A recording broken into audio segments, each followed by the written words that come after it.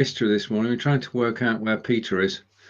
He's not in the studio and was last seen, John, over on Restream. Well, that's what he says. He messaged us a few minutes ago to say he was on Restream.io. But that doesn't let him join here, does it? It can't be in two places at once. Even Peter can't do that one. Okay. Let's try and find where we are. So I'm just looking to see where the... yeah, we're actually live. Okay, and everybody who's watching live, thank you. Welcome to the broadcast. Do say hello, and hopefully I'll see your comments. And we say good morning to Chris. Good morning, Chris. Yeah, he should be hellos. Oh, wait a minute. And good morning, Tish. Tish meet Chris, Chris meet Tish. There we are. Introduction's done. And there's somebody else watching us too, who's silent. I wonder if that's Peter. I think that's going to be a running joke, this broadcast. Right, okay. I suppose. Oh, wait a minute. Somebody's knocking on the door. Well, in fact, somebody's knocking on the roof at the moment. We've got the builders in. Hopefully you can't hear it. And we say, Blabbing from Britain, good morning to Peter, who's waiting for a train. Why did I go on to Restream.io link? Sorry? Did you mean us to go on to the Restream.io or here? Here, always here, never changes. Well, I'll speak to you about that later. I'm here in case you were worrying, folks. I'm here. Well, we were yes, of course we were worried. You were on Restream.io? That was yesterday. That was yesterday. Restream.io was yesterday afternoon, hosted by Marco. All right, yeah, that's why I went there. Anyway, right. I've been sitting there. Okay. It's 9 o'clock. And Chris is saying hello to Tish. Tish is saying hello to Chris. That's logical. Okay, Peter. What's happening in Aberdeen? Well, not a lot. There's one pub landing a lot of trouble, and it's overused. I don't want to say too much because I know the people, and it's not looking good for them. I was mentioning drugs and things, so you're either against them or not. But you know, I was looking for good news and I couldn't find any. But I'll take you to what I have found locally, if that's okay. Good, please. Yeah. Right, here we go. On here. Oh, wait a minute. Here, right. Screen. Chrome tab. Have you heard the story? Have you heard a big story up here? No, we're about to, Peter. Over to you. Okay. So this was all over the national news and press. Great Pyramid, lost Egyptian artifact found in Aberdeen's cigar box. And it's been found at the University of Aberdeen amongst a collection that was in the wrong place. And the lady that opened it, has her here, the curatorial assistant, Abir El-Adani, found it while conducting a review of items housed in the university's Asia collection. And it's a big deal because it's for it was used for measuring the pyramids. Oh, wow. Yeah. And I mean, that's it there. That's the actual big deal sitting there in front of us. And it was lying a cigar tin, so they're working on that. And here's the pyramids, and used as quite a revelation, seemingly. Indeed. And so that's basically one of the big bits of news in Aberdeen. You know, away from COVID, which is great. Now, what I'm going to do is shut that one down. Okay. And I'm going to give you a flashback in time from, hold on, Be.Live, share screen, Chrome tab, great. I've done that one. Here we go. Share. So what we've got here is a flashback, a step back in time with images from our archive. Now, this used to be a shop in Aberdeen, and Susan Middle East tries on the world's biggest shirt in an E&M's promotion. There it is there, probably from the 70s, I would think, late 60s, and that was the biggest shirt made at the time. Unfortunately, E&M's is no longer there. It was a long established business, and then there was a wee bit of fallout with the family at one time. So it's gone. Now, the next one, I don't know if you know this, but in Aberdeen, next to Asda and Gardaí, there's a dry ski slope. Oh, this is the one in Afford. We've actually got two, but we've got one of these in Aberdeen as well. I've never been on it. Something I'd like to do one day, but I'd probably break my leg. So I'm just going to flash through some of the keeping the coast safe and manning the equipment to Aberdeen Rescue Quarters, and that's them looking out for ships in danger, etc. And before we had all the technology that we had. Look, check the big binoculars there in the top right. You know, fascinating. And here we have, this was my area. I was 15 at the time. And if you look at the kids here, this was the Bay City rollers coming to Aberdeen.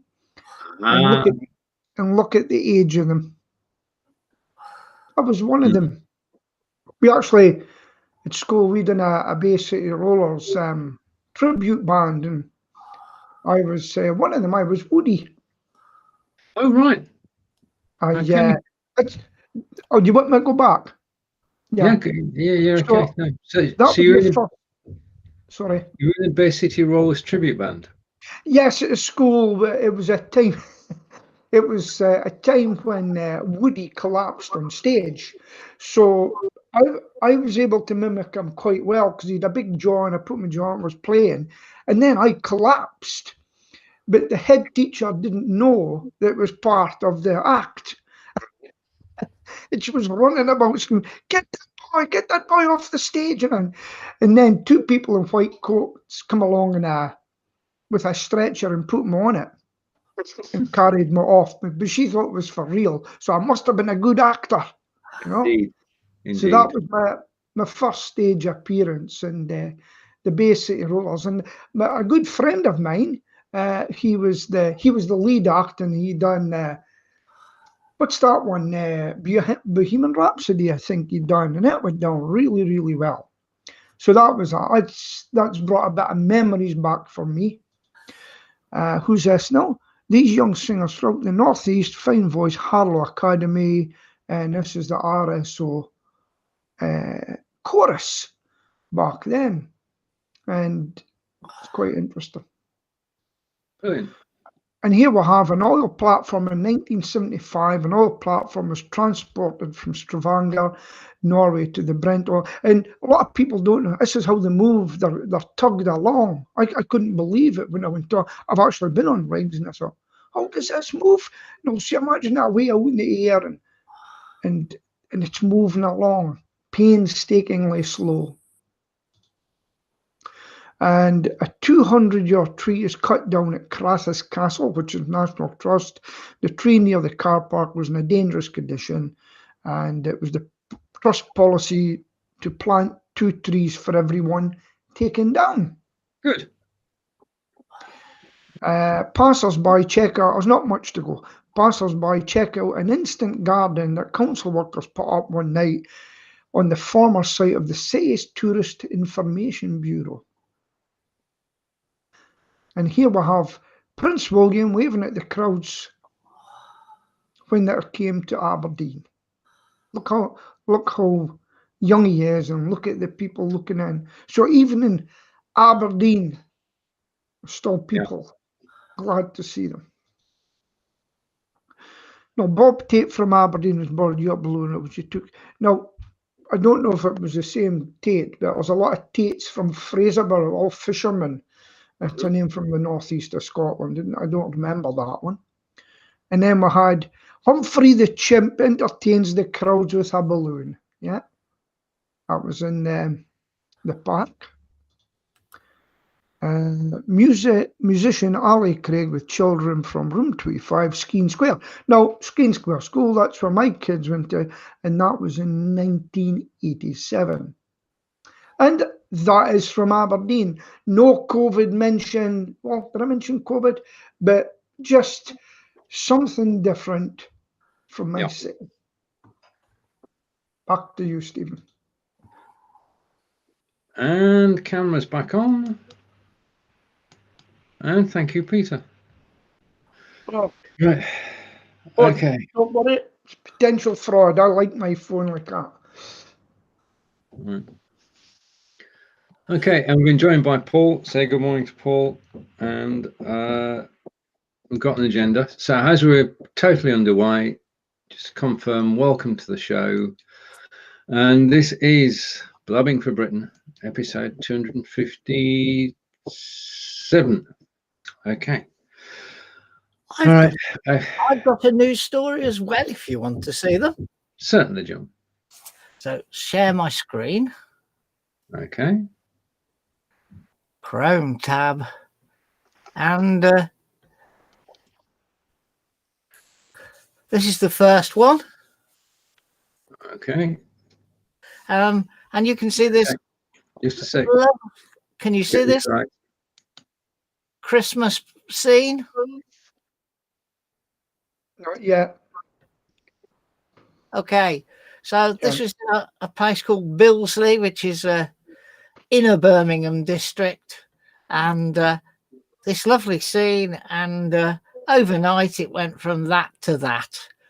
Because it seems this year that there's a penchant going around for destroying people's front garden Christmas scenes. And it seems to be happening all over the place. It even happened to one round the corner from where I live. An absolute disgrace. Yep. And then I've got a second tab to share. So do I stop this and then share the other one? Yes, please do stop. I'll hide it for I you. haven't done much of this. Okie doke. So this is the second one here. And this one's a little more amusing. Yeah, we'll get there in a second.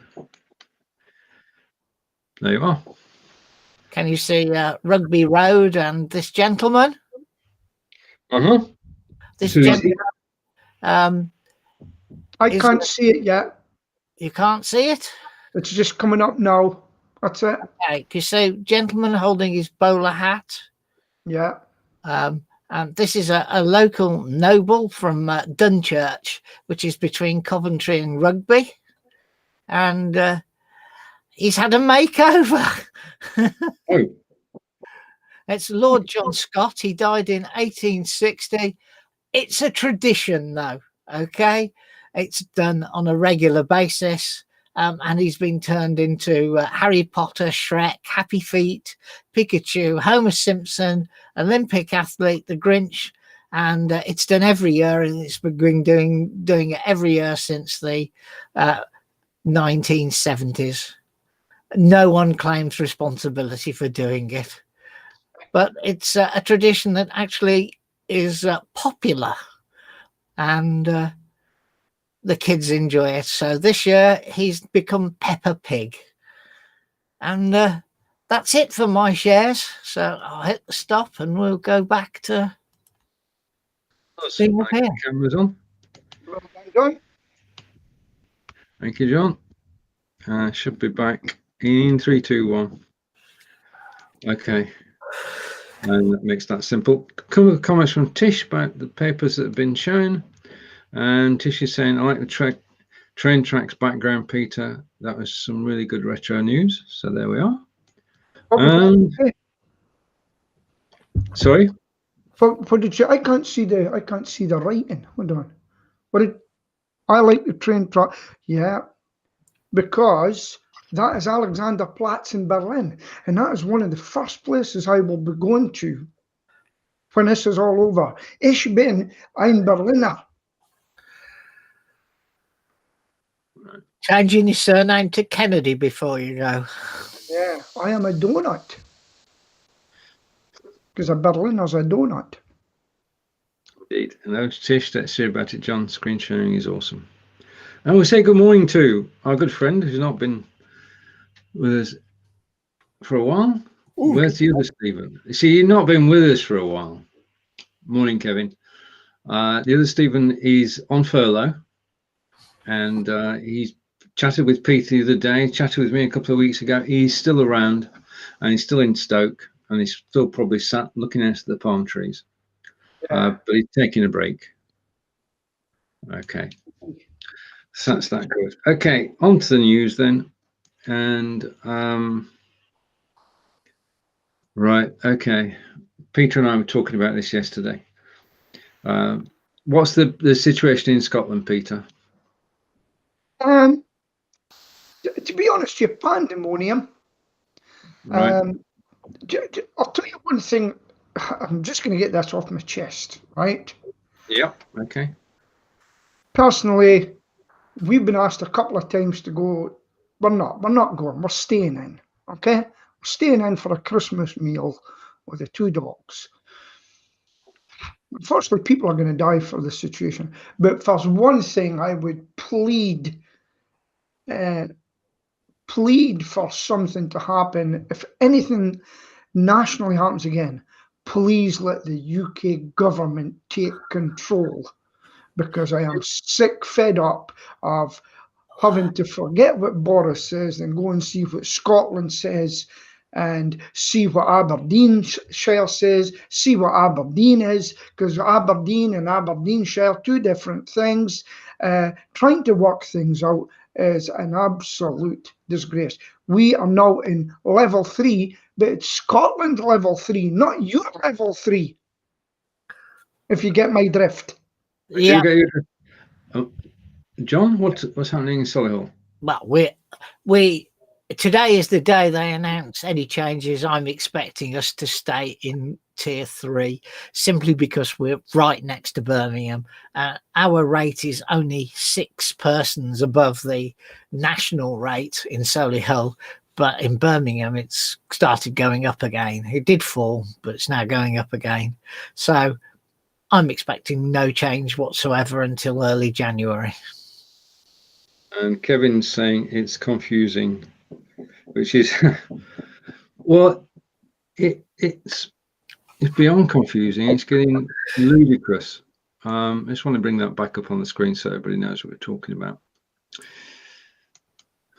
All right, as Peter alluded to there, the governments of England, Scotland, Ireland, and Wales decided that they would have a common approach to holidays, and from the 22nd to the 27th of December, the rules would be relaxed everywhere, and you could meet up with 2 other families over the course of that period.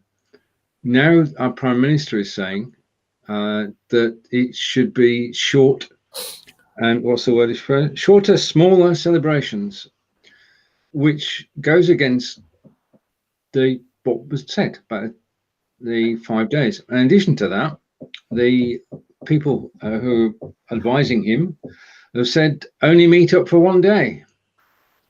As Peter said, this is getting so confusing. It is just a crazy situation for us to be in. I mean, to my mind, the health professionals are right.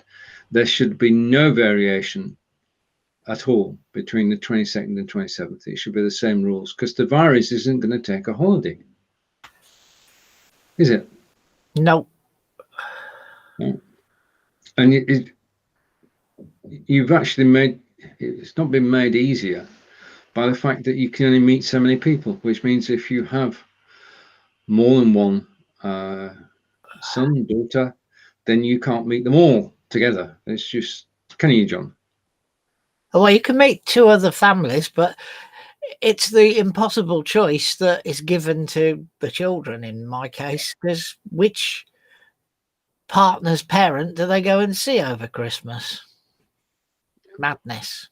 I'm afraid that's a toss of a coin, I would think. Live, so there's no cheating. I've told them if they don't come, they don't come. We won't be upset, and you can't do any more than that, really. Yeah. Yeah, there was a suggestion on the table. We actually move the Christmas celebration. Yes, well, you can't move Christmas, can you? Christmas is, and for us now, a fixed time. Kevin's saying lots of cultures in the UK missed out. Why should Christmas be different? Yeah, okay, because not everybody, as we know, given our multicultural society, actually celebrates Christmas. Yeah. And we say hello to Who's that? Claire. Good morning, Claire. The government devolves decisions. Johnson doesn't make decisions, and we're all confused. The government, though, is forced to devolve some of these because of the law about local representation. So it's okay saying, "Oh, Johnson doesn't want to make the decision," but under the current structure of government, Scotland and Wales and Northern Ireland can all make their own decisions. So it's a very difficult situation. They all came together to decide a common policy. Yeah, and do you know, Boris should get hold of the BBC and go, this is the BBC, this is a British announcement. We're closing you all down meantime, and we're using the BBC to tell you, not Sky News, not Good Morning Television, the British Broadcasting Corporation. We've paid our money, so we're using this. Get it out there and say we're shutting down. Think of the troops that used to be in the trenches in World War One. They didn't get home for Christmas. Think of them for a while and just give a thought for us and shut it down, and it'll come back next year. Yeah, that's one of the stupidest stories. Well, no, it wasn't a story; it was true. Is one of the politicians, and I won't name them, said, well, we can't stop Christmas because people have made arrangements. People have bought train tickets to travel from London to Glasgow. And we can't go against that because they've got their heart set on Christmas. Well, heart set on Christmas because never mind. So we have a confusing situation, and no answer. And over to Tish, because John couldn't be the once-in-laws come into the picture. 1 year it'd be the laws, the next. Well, we're just hoping that next year everybody can do what they would normally do. Yeah. Yeah, I mean, sorry, Peter. No, on you go. No, I echo with John on that. We hope to be this time next year, to be certainly. Let me tell you about the politicians who were here just now. Another one was caught out yesterday. He was on the Julia Hartley Brewer on Tuesday and said everybody's got to do their bit and everything. The next day, it was found out he'd went to a 27-person private lunch. Mm-hmm. He was caught, and he said, but it was for business.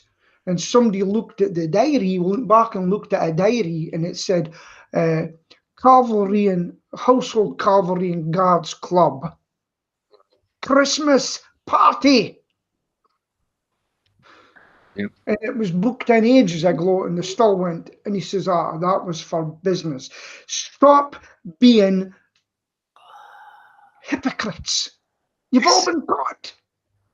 Yeah. Over to Chris in Belgium. So true, it is dangerous to meet other families now. Could be the last Christmas for people that come out. There is, we've had the situation with care homes.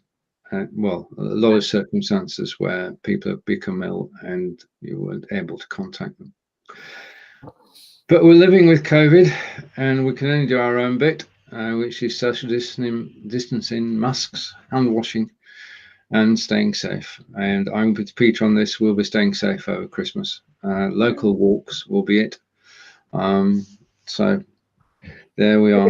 It just reminds me, you're looking out your window and you go, oh no, it's Auntie Flora. Hide. We're not in. It was somebody done that. Head under chair. Right. I said, I know you're in there.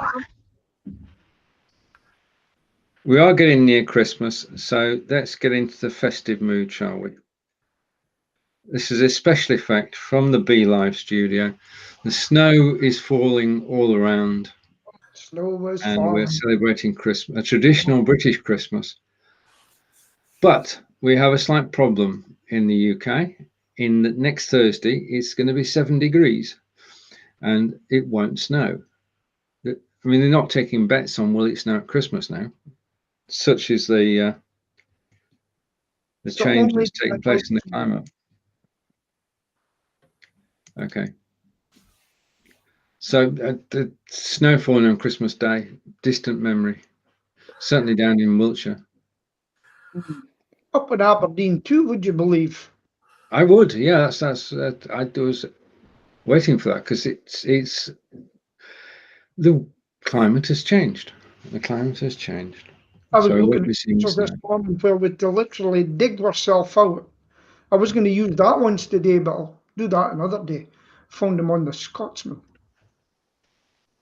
Right. Okay, and over to the agenda again. Right, and just to note that we don't always criticise the government. More than 130,000 people have been vaccinated in the UK in the first week. That was just the first part of the run out. Another 1,000 GP practices will be set up to do it in the coming week, so that number will just go up and up and up, and more people will be vaccinated. Yeah, and I'm just waiting for the call, really. I'll be John? down tomorrow morning. Yeah. I don't know when we'll get round to it here. I believe that it is starting to roll out into local care homes. Yeah. And hasn't happened yet, the one that Phil works at. So, Did you know that Sheila was reading somewhere, if something goes wrong with you because of a vaccine, you're entitled to £120,000. That's your lot. Did you know that? No, I would vote for staying healthy, I think. Yeah. I will be having it when it's available to me. Yeah. But at my age, I'm probably going to be several months down the line. Yeah. Well, I might get it before you because I'm diabetic too. Right, still on the in-laws. Over to Chris. Right, okay, and Chris again. I don't like snow. Who does? Well, I like white, crisp snow. I mean, it crunches under your feet. Yeah. Or you can go skiing in it. It's when it turns to slush. Can you horrible. remember when you last had to clear the pavement outside your house? Nope. I can't. No, I watched Sheila do it.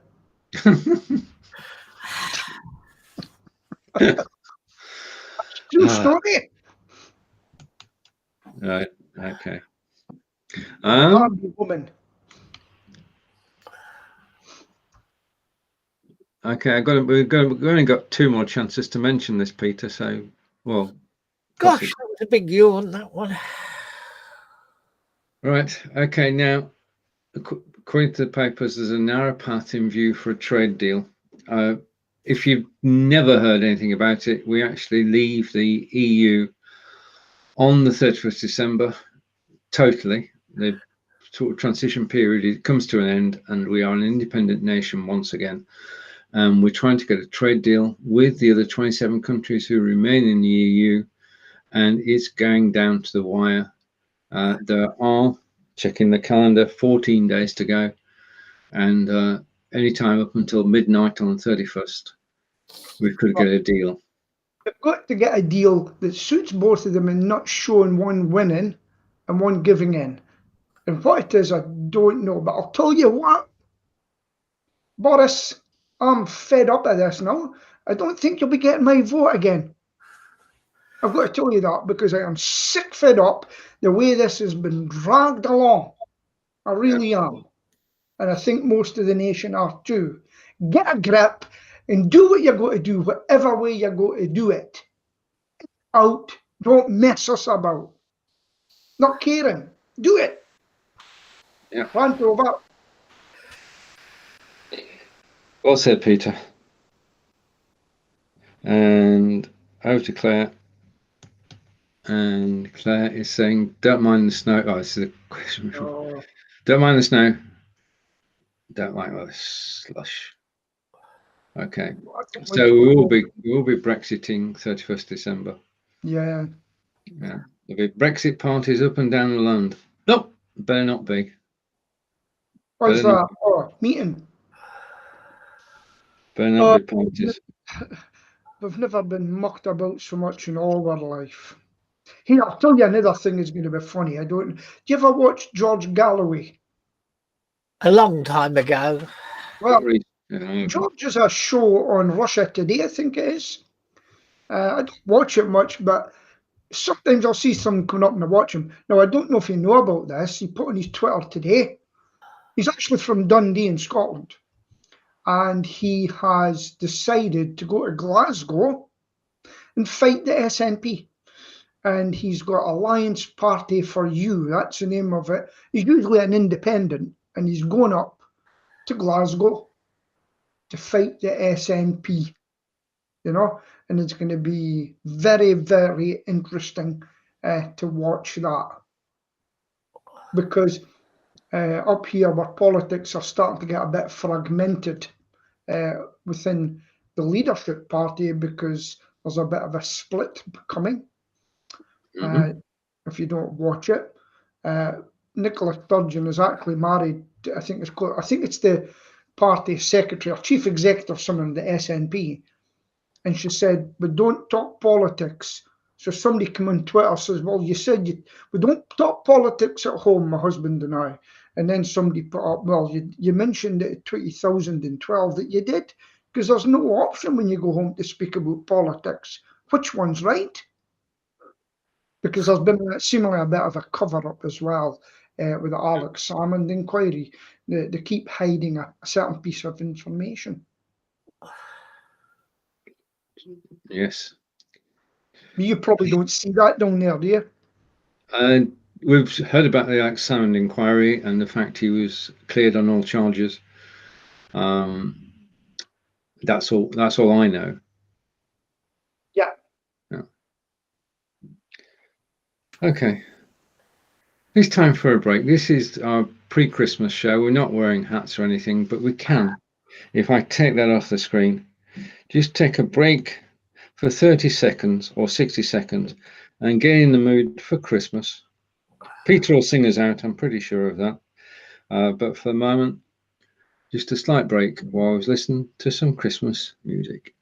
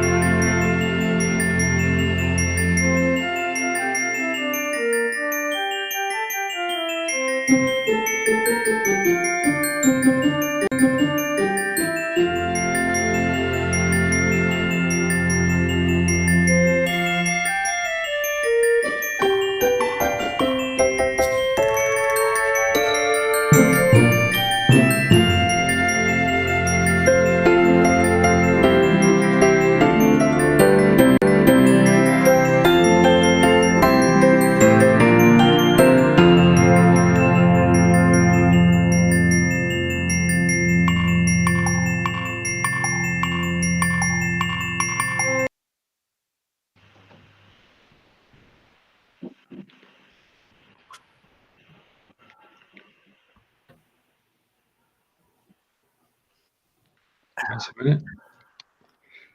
And we're back. Okay. And over to Tish. And you guys aren't going to do a Christmas Eve show? I'm quite happy to if you want to. Yeah. It looks like we've got 2 votes. Okay. Okay. You're the controller. You have Yeah, to but final decision. But 2 votes and a request from one of our yeah. revered viewers. Okay.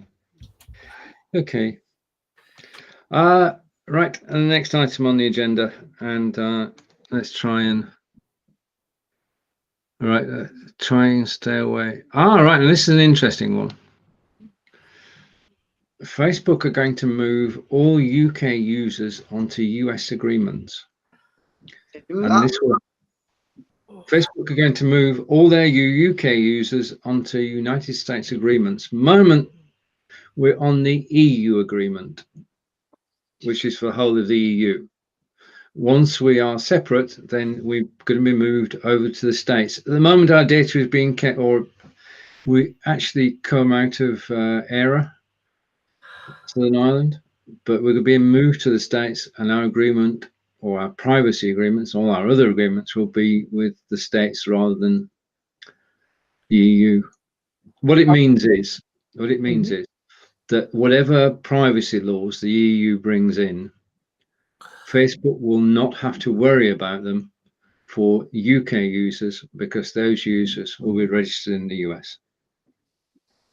So what if UK is looking to do something too? So what happens if there's any, I don't know, slanderous or anything like that in UK through Facebook? What happens then?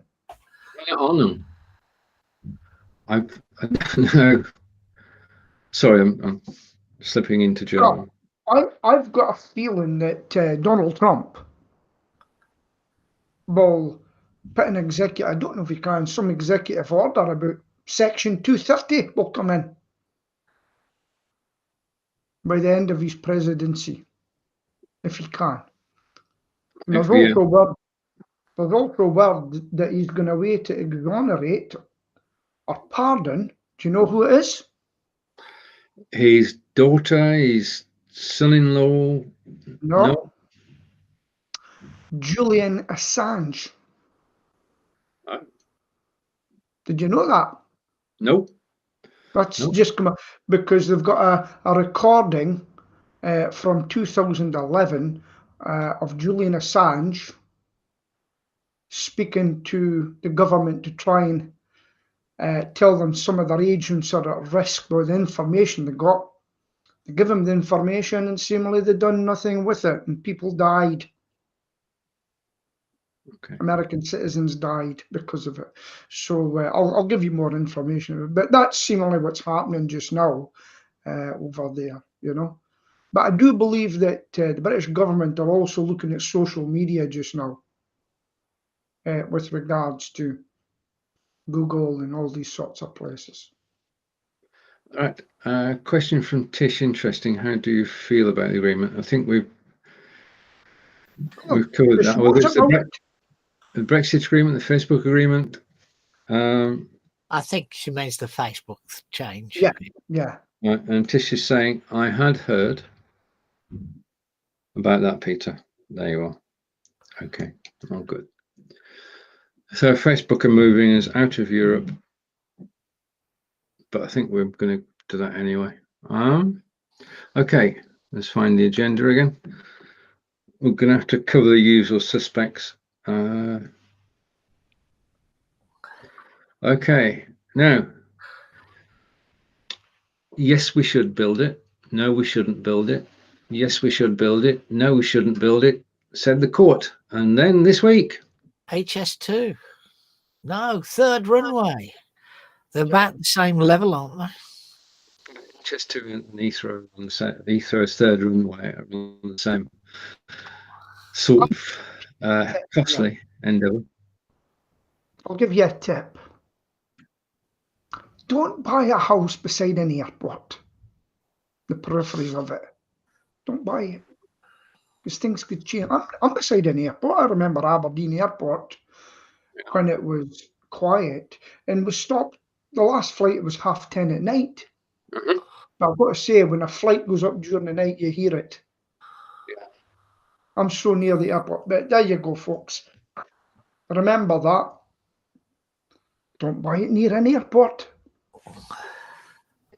Right, so Heathrow won their court battle. Supreme Court, which is the highest court in the land, overturned decisions by the other courts, and they can now apply, because it's not the end, they can now apply for planning permission to actually build the third runway, and nobody can stop them applying. Doesn't mean the application has to be granted, doesn't mean the third runway will be built, but it's one less obstacle to something that had been brought to a grinding halt. Oh, Tish, I'll tell you what I could do for you one day next year, because I go about. We've got a hill that we're sitting, have a cup of tea, a sandwich, or whatever, and I can look over my airport, Aberdeen, and you can watch your helicopters, you can watch your planes landing. So I'll do that for you next year live. Oh, John's excited by that, look. Yeah, Tish shares feeds of the major airports as well, so all good. But probably a bit of first one from Aberdeen. Don't think Tishies probably appreciate that a whole village is being wiped out to make this third runway, including an almost 1,000-year-old church. So there's a lot of ill feeling about the idea of a third runway. It's a lot of ill feeling, John, about a railway that going up to Birmingham for half an hour extra. Which nobody objects to HS2 more than me. Yeah. Unfortunately, the wood, Bluebell wood that it goes through has now been destroyed 2 weeks ago. So, well, I think in China, there's a woman, all the houses were compulsory purchased. I'm surprised about it. I think it's China. She refused to move. And she's got all these motorways and everything passing her. She's the sole house. She refused to move. I don't know how she got away with it. It's either Japan or China. I don't know if you know about that. I think I've seen it. I think it is China, where the motorway's been built round not a house, but more like a sort of small block of flats. Yeah, I remember that, yeah. Yeah, and does the other question is, with the lowering of the number of flights at Heathrow, does it really need it anymore? I think there's going to be a big splurge. Have you heard about Airbnb? No. The shares have doubled. Ready for the comeback. And everything's going to come back big time. And the banks are going to support them. Money's getting handed out left, right, and centre just now. They'll get the money to come back. Because we're backs against the wall just now, but we'll be back with everything. Fortunately, some are going to go by the wayside, but they'll come back big time. And all the holiday resorts in Europe will be screaming for us to come back. Come back, Britain. We'll make it easy for you to get in with our own country. Now, I've got the next story purely for the beautiful, well, the headline is just probably the best headline of the week. Having its cake. Eccles records fastest rise in house prices in the UK. Yeah. Okay. Now, Eccles cakes, I mean, you've got your sad cake, which is with currants, but Eccles cakes are something apart, with the sugar sprinkled on top. Anyway, this is by way of saying that Eccles, which is a suburb ostensibly of Manchester, has had the highest and fastest rises in house prices in the last couple of months. In fact, 3 out of 5, 3 out of the top 5 are all based in Manchester, and all 5 are based in the north of England. So that's basically a good sign that house prices are going up. Yeah, they are going up. Yeah. And over to Chris. Airbnbs are hired in Belgium now to give lockdown parties. Yeah. Yeah. Oh dear. All right. Okay. Is that my last? That was my last headline. Oh, wait a minute. I missed one, John. Just a minute. Where is it? I know I put it here somewhere. We've had Boris. We've had the narrow path to Brexit. London's in tier 3, but we all know that. But here it goes. Here it is. Here's the headline of the week.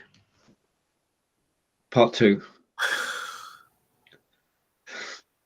Yeah. He never gives up. He's one of the best managers around. And West Brom sacked Slaven Bilic during the course of the week and appointed former England boss Sam Allardyce.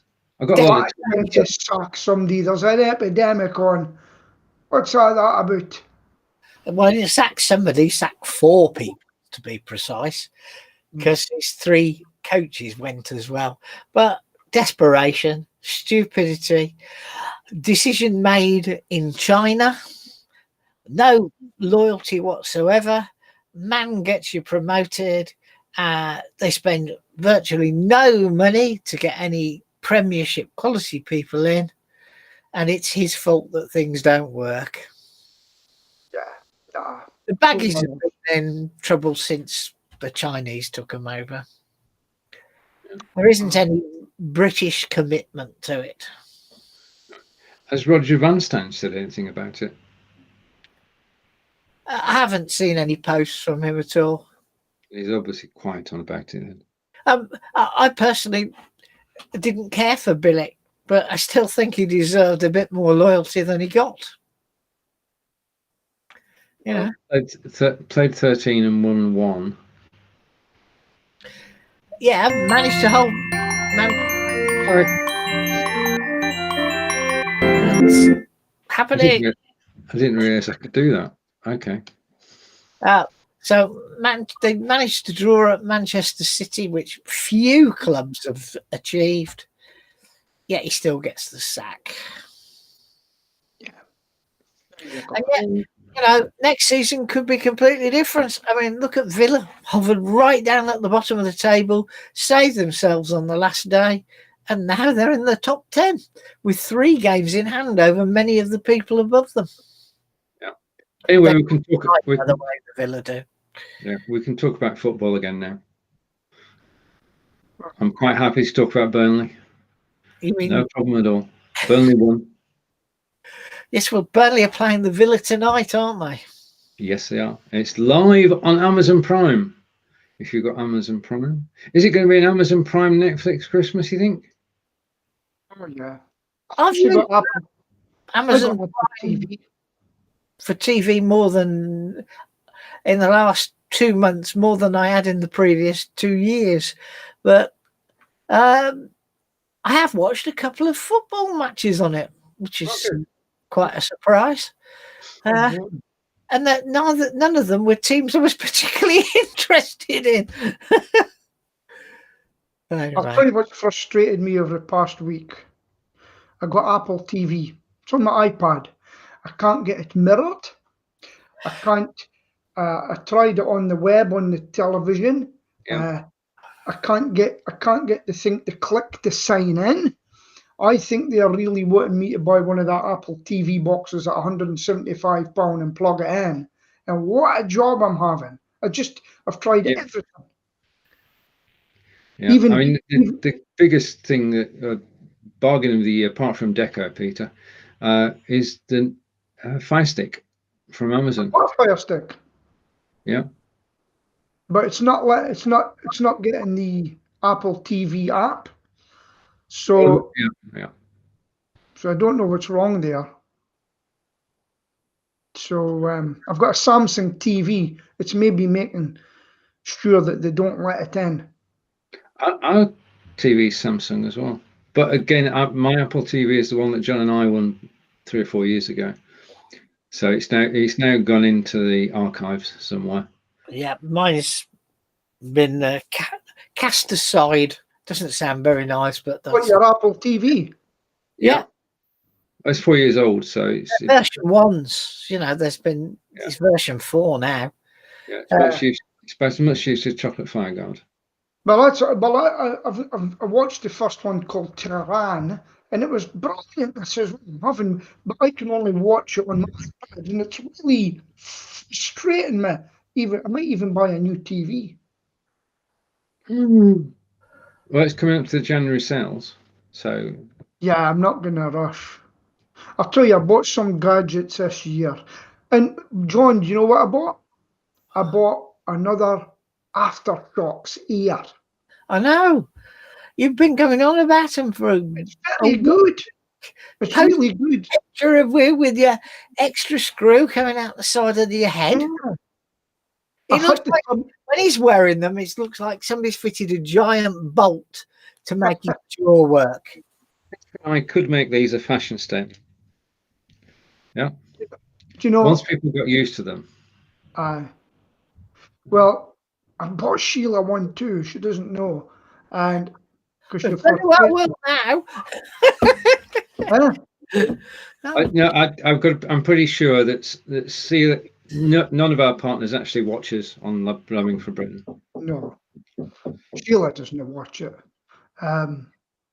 No, I thought I'd get, because what annoys me is I've set it up for 2 seconds when the phone rings and it answers when I wear it. And I watch Sheila when that phone rings and she can't find it. I bought her kit for her phone. I says, 6 points now, don't. So I've got one that I'm going to set up when she's driving. When it goes on, it answers in 2 seconds. It doesn't matter where her phone is in the car, she answers. And I'm going to train her. I'm going to phone her every 2 minutes till she gets it right. Yeah, well, I've demonstrated that you just press the green button on the steering wheel when somebody rings you to Celia. Oh, does it do that? Yeah, it's got our cars. Both cars have got steering wheel controls for the mobile. Yeah. And it's a waste of time ringing Celia when she's in the car. She ain't going to answer. Sheila does my nothing. I says, take your phone with you. Put them on your sat nav. You don't have to do anything. You get in the car and it connects automatically. Even tells you your signal strength on the screen. Digital in my car, and Aberdeen talk radio, and they all went digital. Plus, this is going to be brilliant. Apart from up here, as soon as I leave the city, so I've got apps on my phone, and I put them to my earbuds now. And if the phone rings, I use the earbuds. Lovely, jubbly. Over to Chris. I have news from Belgium for the UK. A British ex-professor and busker. Just a moment, I'll read that again. Sorry about that. Okay. I have news from Belgium, from Belgium for the UK. A British ex-professional and busker was a finalist on The Voice Senior. Robin Rowley, also known as Bob Rowley. Not for Robin to be shortened to Bob, isn't it? Yeah. It's his stage name. Oh, okay. Very good. Very good. So it looks like there will be a broadcast this time next week, Thursday, 10 o'clock. So we'll go with that. So we don't need the Christmas bit now. We can actually do it next week. Going back to the agenda, Peter, sorry. Have a Christmas theme with a fire glowing off a YouTube or something. Have you ever seen that? We can play YouTube videos. You can put on a fire that just sits there on all the time, a coal fire or a wooded fire. We can wear hats. And we can talk about Christmas. Do you know who I feel sorry for? I haven't met him yet. There's people out there who have no money. I haven't met him yet. On that note, Peter, for the first time in their 70-year history, UNICEF are going to feed hungry children in the UK, which is an indictment of our country. And Christmas is about children. If you can and you're able to, then do support your local charity or national charities which are helping children in the UK who, through no fault of their own and no fault of their parents, are not going to have the picture postcard Christmas this year, or do it all year round, not just Christmas Day, Peter? We've got quite a few charities here, and every time I go to Tesco now, I always pick up an item and put it in. I think I'm going to have to suss out somebody else that's absolutely skint. I've only come across one, and but it's really difficult, you know. I said to my guys, get the money up front, and I've even had a guy kind of call it off and said it was a £60 plus VAT call out fee. So he says, "Can I pay you mid-January?" And I do admire them that have phoned me up to tell me. Yeah. To say I can't, and I said, "Well, listen, wish you the best of luck. Just pay me when you can, as long as you've told me. There's nothing more you can do. Nothing more we can do. Help your brother. That's what you can do." Wise words, Peter. And over to Tish. When are we going to see Peter on Britain's Got Talent? Well, I'll let you know. I actually turned Britain's Got Talent down. That's a good story. Go. It was also due to appear on it because friends of mine who are all lookalikes were on it, and if they got into the final, I was going to be the final one to appear as a looky-likey. Did you know that? We do now. We do now. Oh. So yeah. Yeah. No, the phone me up to see if I'd go on it, and I said no. With our researcher, what they do is they go through all the singing pages and everything, and I said, "Do you realise I actually go in the X Factor anyway?" Or at one time, she didn't know that. No, I don't. It's not for me anymore. I've met Susan Boyle though. And mad as a hatter. So that was the question, and then Tish saying, "Wow, there you are." That's exactly what John and I said.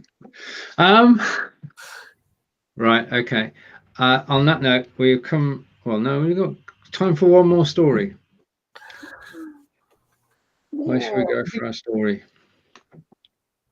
Have you seen all my hats this past few days, John? Yeah. You see the people making a fun of me. Making a fool of me. Not sure about the liner one, though. Sorry? I'm not sure about the helmet liner one. Well, it's great. It's very warm. I wear it for walking with the dog, and it's got things to put your glasses through, which is a great invention. And then I've got my earbuds and my hat on top of that, and I've got new soles in the boots, no insert. Oh, and I just love walking the dogs. Even though it was pouring rain, I was still out with the dogs walking. It was fantastic. Better in the rain, actually. I enjoyed it more. And so there you go. So that was the liner. I like some of the comments that come in, John, are quite funny, you know. And I'll be doing more. Who's this? Right. Tish. Okay. Yeah. I want to give a shout out. I want to give a shout out to Crisp, because unbeknownst to everybody here, we're having our chimney removed. It was too expensive to repair it, so they're actually removing it.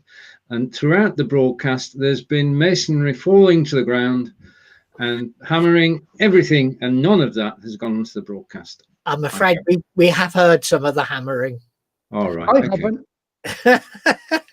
You can listen to it on the replay.